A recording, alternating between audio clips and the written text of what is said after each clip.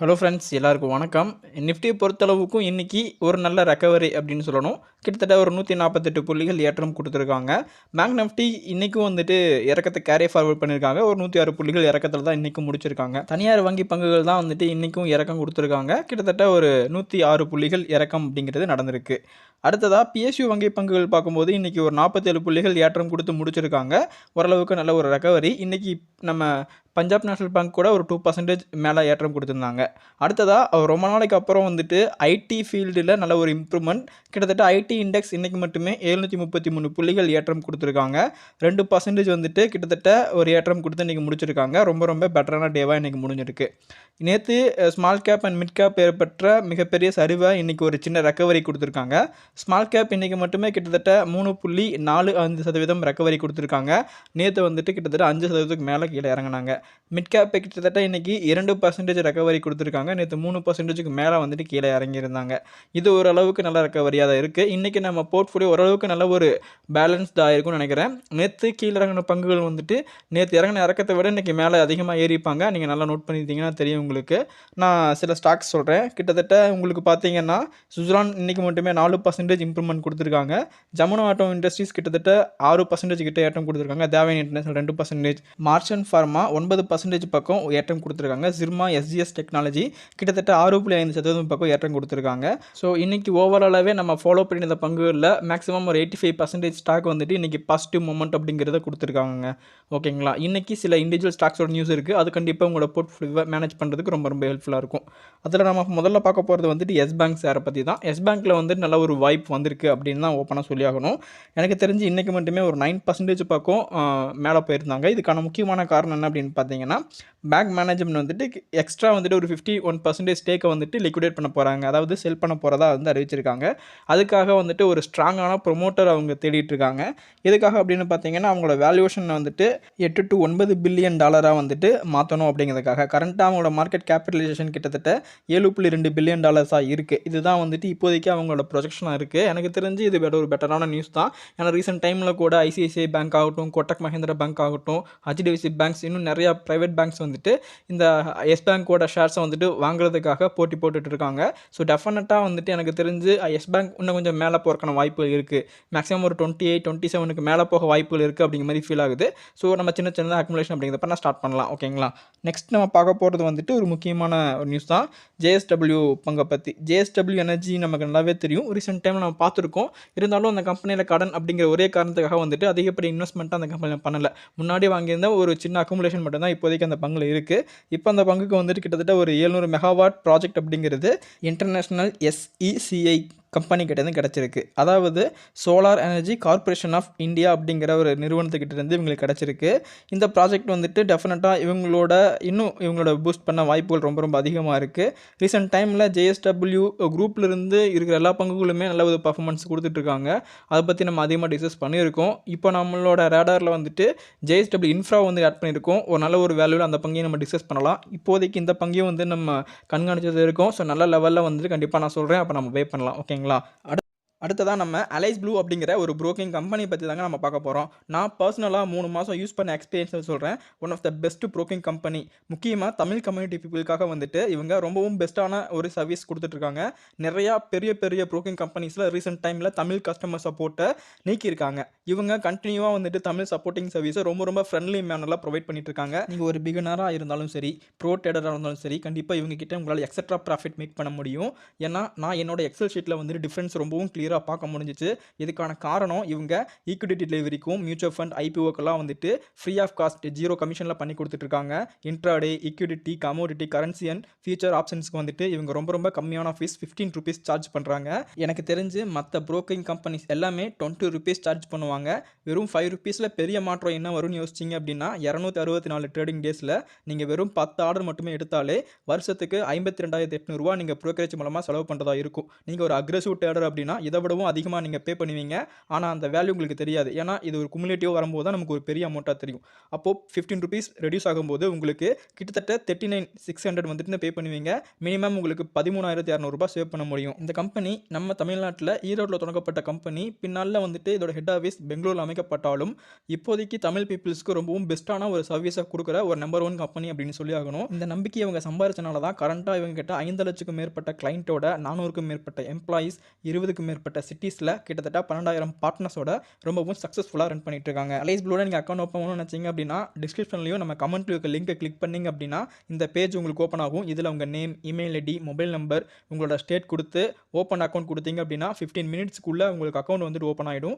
ரொம்ப யூஸ்ஃபுல்லாக இருக்கும். நம்ம லிங்க் மூலமாக நீங்கள் ஜாயின் பண்ணும்போது நம்மளோட ஃபியூச்சர் ப்ரோக்ராமான ஜீரோ டு ஹீரோ இன்வெஸ்ட்மெண்ட் ஸ்ட்ராட்டஜியில் வந்துட்டு உங்களுக்கு ஃப்ரீ டிக்கெட் கிடைக்கான வாய்ப்புகள் இருக்குது. கண்டிப்பாக ட்ரை பண்ணிவிட்டு உங்களோட கிளைண்ட் ஐடியா எனக்கு மெசேஜ் பண்ணுங்கள் வாட்ஸ்அப்பில். தேங்க்யூ. அடுத்ததாக பாரத் எலக்ட்ரானிக்ஸுக்கு எல்என்டி தரப்புலேருந்து முக்கியமான ஆர்டர் கிடச்சிருக்குங்க. இந்த ஆர்டர் வந்துட்டு டிஃபென்ஸ் ரிலேட்டடான நாவி ப்ராடக்டை மேனுஃபேக்சரிங் பண்ணுறதுக்கான ஒரு முக்கியமான கான்ட்ராக்ட் அப்படிங்கிறத எல்என்டி தரப்பு இருந்து இப்போ பாரத் எலக்ட்ரானிக்ஸ்க்கு அந்த ஆர்டர் அப்படிங்கிறது போயிருக்கு. இதோட மதிப்பு கிட்டத்தட்ட 847 கோடி அப்படிங்கிற மாதிரி எக்ஸ்சேஞ்ச் ஃபைலிங்கில் குறிப்பிட்டிருக்காங்க. ரீசெண்ட் டைமில் நீங்கள் நோட் பண்ணியிருந்தீங்க அப்படின்னா பாரத் எலக்ட்ரானிக்ஸுக்கு ஏகப்பட்ட ஆர்டர்ஸ், ஏகப்பட்ட கான்ட்ராக்ட் அப்படிங்கிற மாதிரி குவிஞ்சிருக்கு. அக்குமுலேட் பண்ண அவங்களோட ஆர்டர்ஸோட வேல்யூ பார்த்தீங்க அப்படின்னா கிட்டத்தட்ட 32,716 கோடி இப்போ வரைக்கும் இந்த ஃபினான்ஷியல் இயரில் வந்துட்டு கிடச்சிருக்கு. இது இந்த கம்பெனிக்கு மிகப்பெரிய ஒரு பாசிட்டிவ் நியூஸ். இருந்தாலும் இந்த பங்கை நம்ம வாங்க முடியாத சுச்சுவேஷனில் இருக்கும். அதுக்கான காரணங்களை வந்து நான் ஒவ்வொரு வீடியோ சொல்லிட்டு இருக்கேன். ஸோ கண்டிப்பாக இந்த மாதிரி ஸ்டாக்குகள் நம்ம பர்ச்சேஸ் பண்ணலாம். இந்த ஸ்டாக்கை நான் ஒரு 2-3 மாதத்துக்கு முன்னாடி பர்ச்சேஸ் பண்ண சொன்னேன். அப்போ வந்துட்டு இந்த ப்ரைஸ் வந்துட்டு கிட்டத்தட்ட ₹140 to ₹150 அப்படிங்கிற ரேஞ்சில் இருந்தாங்க. ஆனால் இப்போதைக்கு வந்துட்டு நம்ம வாங்கக்கூடிய நிலைமையில் இல்லை. அதனால் கொஞ்சம் வெயிட் பண்ணுங்கள். தரமான ப்ரைஸில் நான் சொல்கிறேன். அப்போ நீங்கள் பை பண்ணிங்க அப்படின்னா கண்டிப்பாக ஒர்த்ஃபுல் பையிங்காக இருக்கும். ஓகேங்களா? அடுத்ததாக எல்என்டிக்கு வந்துட்டு ஒரு கான்ட்ராக்ட் கிடச்சிருக்குங்க. மிடில் ஈஸ்ட்லேருந்து இந்த ப்ராஜெக்ட் அப்படிங்கிறது உங்களுக்கு கிடச்சிருக்கு. குறிப்பாக கேஸ் லைன் ப்ராஜெக்ட் அப்படிங்கிற மாதிரி குறிப்பிட்டிருக்காங்க எக்ஸ்சேஞ்ச் ஃபைலிங்கில். எனக்கு தெரிஞ்சு ஹைட்ரோ கார்பன் ரிலேட்டடான ப்ராஜெக்டாக இருக்க வாய்ப்பு ரொம்ப அதிகமாக இருக்குது. கிட்டத்தட்ட இந்த ஆர்டரோட வேல்யூ அப்படின்னு பார்க்கும்போது 5,000 10,000 கோடி வரைக்கும் இருக்க வாய்ப்புகள் அதிகமாக இருக்குது அப்படிங்கிற மாதிரி தான் வந்துட்டு எல்என்டி தரப்பில் வந்துட்டு எக்ஸ்சேஞ்ச் ஃபைலிங்கில் குறிப்பிட்டிருக்காங்க. ஸோ எல்என்டி பொறுத்தளவுக்கும் நம்ம ரீசெண்ட் டைமில் ஏகப்பட்ட நியூஸஸ் அப்படிங்கிறத பார்த்துருக்கோம். மேஜர் ஆஃப் கவர்மெண்ட் ரிலேட்டடான ப்ராஜெக்ட்ஸ் எல்லாமே வந்துட்டு எல்என்டிக்கு தான் வழங்கியிருக்காங்க. ஸோ எல்என்டி பொறுத்தளவுக்கும் ஒரு பிரைட் ஃபியூச்சர் இருக்குது, நமக்கு நல்லாவே தெரியும். ரீசெண்டாக கூட நேற்று நம்ம நியூஸ் பார்த்துருந்தோம். மதுரை எய்ம்ஸ் கட்டுறதுக்கான ஒரு கான்ட்ராக்ட் அப்படிங்கிறதும் வந்துட்டு இந்த எல்என்டிக்கு தான் கிடச்சிருக்கு. ஸோ ஓவராலாக நம்ம வியூ பண்ணும்போது இப்போதைக்கு எல்என்டி வந்துட்டு ரொம்ப ஒரு எக்ஸலண்ட்டான ஸ்டாக்காக தான் நமக்கு தோணும். ஸோ டெஃபினட்டாக வந்துட்டு நான் ஒரு மாதத்துக்கு 2 வாரத்துக்கு முன்னாடி வந்துட்டு நல்ல ஒரு இறக்கம் கொடுத்தாங்க. அந்த இறக்கத்தில் வந்துட்டு நம்ம ஒரு 2 பங்கு மட்டும் கன்சிடர் பண்ணியிருந்தோம். அதுக்கப்புறமா வந்துட்டு இப்போ வரைக்கும் நல்ல ஒரு ஏற்றம் கொடுத்துட்ருக்காங்க. ஸோ அந்த மாதிரி சின்ன இறக்கங்கள் வரும்போது அந்த வாய்ப்பை வந்துட்டு யூஸ் பண்ணிக்கிட்டு இன்வெஸ்ட் பண்ணோம் அப்படின்னா நல்ல விதமான ப்ராஃபிட்டை நம்ம மேக் பண்ண முடியும். ஸோ திரும்பவும் வந்துட்டு நல்ல ஒரு வாய்ப்பு வரும்போது உங்களுக்கு சொல்கிறேன். அது வரைக்கும் கொஞ்சம் வெயிட் பண்ணுங்கள். ஓகேங்களா? அடுத்ததாக அதானி கிரீன் எனர்ஜியோட சப்சிடரியான அதானி விண்ட் எனர்ஜி 4 லிமிடெட் அப்படிங்கிற கம்பெனிக்கு வந்துட்டு குஜராத்திலிருந்து ஒரு முக்கியமான ஆர்டர் கிடச்சிருக்குங்க. கிட்டத்தட்ட 126 மெகாவாட் ஒரு மெர்ச்சன்ட் விண்ட் பவர் ப்ராஜெக்ட் அப்படிங்கிற மாதிரி கிடச்சிருக்கு. என்னை பொறுத்தளவுக்கும் அதானி கிரீன் இப்போதைக்கு கொஞ்சம் எக்ஸ்பென்சிவாக இருக்காங்க. நான் சொல்ல தேவையில்லை, உங்களுக்கே நிறையவே தெரிஞ்சிருக்கும் வாய்ப்புகள் இருக்குது அதானி பங்குகளை பற்றி. ஸோ அதனால் இப்போதைக்கு இந்த மாதிரி நியூஸை நோட் பண்ணிக்கோங்க. ஏதாச்சும் ஒரு அன்சர்டனான ஒரு டவுன் கிடைக்கும் போது திரும்பவும் இந்த பங்கில் நம்ம என்ட்ரி கொடுக்க ட்ரை பண்ணலாம். ஓகேங்களா? ஸோ நெக்ஸ்ட்டு வந்துட்டு அதே சேம் வந்துட்டு அதானி ரினியூவபிள் எனர்ஜி கிட்ட இருந்து முக்கியமான தகவல் அப்படிங்கிறது நமக்கு கிடச்சிருக்குங்க. ஓவராலாக இவங்க கிட்ட ஒரு சோலார் ப்ராஜெக்ட் கிட்டத்தட்ட 534 மெகாவாட் அப்படிங்கிற லெவலில் கிடச்சிருக்கு. எக்ஸ்சேஞ்ச் ஃபைலிங்கில் குறிப்பிட்டிருக்காங்க. ஸோ ஓவராலாக இவங்களோட போர்ட்ஃபோலியோவில் இப்போ கரண்ட்டாக வந்துட்டு கிட்டத்தட்ட 21,778 மெகாவாட் கெப்பாசிட்டி கொண்ட ஒரு ஆர்டர் அப்படிங்கிறது உங்கள்கிட்ட இருக்குது. அதோட இன்றைக்கி மட்டுமே பங்கு கிட்டத்தட்ட 9.66% இம்ப்ரூவ்மெண்ட் அப்படிங்கிறத கொடுத்துருக்காங்க. இந்த மாதிரி ஒரு ஹையரான ரேஞ்சில் வந்துட்டு நீங்கள் பை பண்ணாதீங்க. என்னதான் நல்ல நியூஸாக இருந்தாலும் நியூஸ் பேஸில் மேலே போகிற பங்குகள் வந்துட்டு கீழே வருவதற்கான வாய்ப்புகள் இருக்குது. நல்ல ஒரு இறக்கம் கிடைக்கும் போது இந்த பங்கில் என்ட்ரு ஆகலாம். மேக்ஸிமம் வந்துட்டு அதிக பேர் அதானி பங்குகளை இன்வெஸ்ட் பண்ணுறதுக்காக ரொம்ப தயங்குவாங்க. ஆனால் நம்ம வந்துட்டு 2 பங்கை மட்டும் நம்ம அந்த அதானி கிராஷ் நடக்கும்போது நம்ம நோட் பண்ணோம். அந்த ஹிண்டன்பர்க் ரிசல்ட் வந்தப்போ ஒரு பெரிய கிராஷ் நடந்துச்சு. அப்போ நம்ம அதானி என்டர்பிரைஸஸை வந்துட்டு நம்ம ஃபோக்கஸ் பண்ணோம். அடுத்ததாக வந்துட்டு அதானி டோட்டல் கேஸை வந்து நம்ம ஃபோக்கஸ் பண்ணோம். 2 பங்குகளுமே இப்போ நல்ல ஒரு பர்ஃபார்மன்ஸை வந்துட்டு கொடுத்துட்ருக்காங்க. ஆனால் நம்ம அந்த சமயத்தில் அதானி கிரீனை பற்றி ஃபோக்கஸ் பண்ண விட்டுட்டோம். மேபி ஃபோக்கஸ் பண்ணியிருந்தோம் அப்படின்னா மேபி இந்த டைம் வந்துட்டு ரொம்ப ரொம்ப அதிகமான ப்ராஃபிட்டை நம்ம மேக் பண்ணிக்க முடியும். ஏன்னா இவங்க வந்துட்டு ஸோ அந்த டைம்லேருந்து இப்போ நல்ல ஒரு இம்ப்ரூவ்மெண்ட்டை கொடுத்துருக்காங்க. அது நல்லாவே தெரியும் நமக்கு. ஓகேங்களா? ஸோ இப்போ வந்துட்டு இதில் இன்வெஸ்ட் பண்ணுறதுக்கு சரியான டைம் அப்படின்னு கேட்டால் கண்டிப்பாக இல்லை அப்படின்னு சொல்லணும். சரிங்களா? ஸோ லாஸ்ட்டாக வந்துட்டு நம்ம பார்க்க போகிறது ஆர்விஎன்எல் சம்மந்தப்பட்ட ஒரு முக்கியமான ப்ராஜெக்ட். ஸோ ஆர்விஎன்எல்லும் சலசார் ஒரு முக்கியமான ஜாயின்ட் வெஞ்சர் இருக்காங்க அப்படிங்கிற நமக்கு தெரியும். அந்த ஜாயின்ட் வெஞ்சருக்கு வந்துட்டு ஒரு புதுசு ஆர்டர் அப்படிங்கிறது கிடச்சிருக்கு. கிட்டத்தட்ட 174 கோடி மதிப்பிலான ஒரு டிரான்ஸ்மிஷன் ப்ராஜெக்ட் தான். ஸோ மேக்ஸிமம் இப்போ ரீசெண்ட் டைமில் நம்ம பார்க்குறது எல்லாமே வந்துட்டு ஒரு பவர் ரிலேட்டடான ப்ராஜெக்ட், பவர் டிரான்ஸ்மிஷன் ப்ராஜெக்ட், இந்த மாதிரி ப்ராஜெக்ட் தான் வந்துட்டு நம்ம பார்த்துட்ருக்கோம். அப்படி இல்லைனா கிரிட் அமேக்கான ப்ராஜெக்ட் தான் வந்துட்டு மேக்ஸிமம் நம்ம வந்துட்டு பார்த்துட்ருக்கோம். அந்த வகையில் இவங்களுக்கு வந்துட்டு மத்திய பிரதேஷ் பவர் டிரான்ஸ்மிஷன் கம்பெனிக்கிட்ட இருந்து ஒரு கான்ட்ராக்ட் அப்படிங்கிறது கிடச்சிருக்குங்க. கிட்டத்தட்ட ஒரு 132 கிலோவாட் மின்சாரத்தையும் அதே சமயத்தில் 220 கிலோவாட் மின்சாரத்தை டிரான்ஸ்மிஷன் பண்ணுறதுக்கான லைன்ஸ் அமைப்பதற்கான ஒரு ப்ராஜெக்ட் அப்படிங்கிற மாதிரி தான் குறிப்பிட்டிருக்காங்க எக்ஸ்சேஞ்ச் ஃபைலிங்கில். இந்த ப்ராஜெக்ட் வந்துட்டு நெக்ஸ்ட் 18 மந்த்துக்குள்ளே கம்ப்ளீட் ஆகணும் அப்படிங்கிற மாதிரி குறிப்பிட்டிருக்காங்க. சேம் எல்என்டி மாதிரி தான் ஆர்விஎன்எல் கம்பெனியும் ஏகப்பட்ட ப்ராஜெக்ட்ஸ் வந்துட்டு ரீசெண்ட் டைமில் கவர் பண்ணியிருக்காங்க. பைப்லைனில் ஏகப்பட்ட ப்ராஜெக்ட்ஸ் வந்துட்டு லைன் அப்பில் இருக்குது. ஸோ இந்த கம்பெனியை பொறுத்தளவுக்கும் வந்துட்டு நெக்ஸ்ட்டு இவங்க ஒரு கிட்டத்தட்ட ஒரு 20-25 இயர்ஸுக்கு வந்துட்டு ப்ராஜெக்ட்ஸ் அப்படிங்கிற மாதிரி இவங்க கையில் இருக்குது. ஸோ ரொம்ப ரொம்ப ஸ்ட்ராங்கான கம்பெனியாக வந்துட்டு இப்போதைக்கு ஃபார்ம் பண்ணியிருக்காங்க. ஸோ இந்த மாதிரி நியூஸை வந்துட்டு கண்டிப்பாக மைண்டில் வச்சுக்கோங்க. டெஃபினட்டாக வந்துட்டு நல்ல ஒரு டிப்பில் பை பண்ணி இதில் நம்ம என்ட்ரி கொடுக்கலாம்.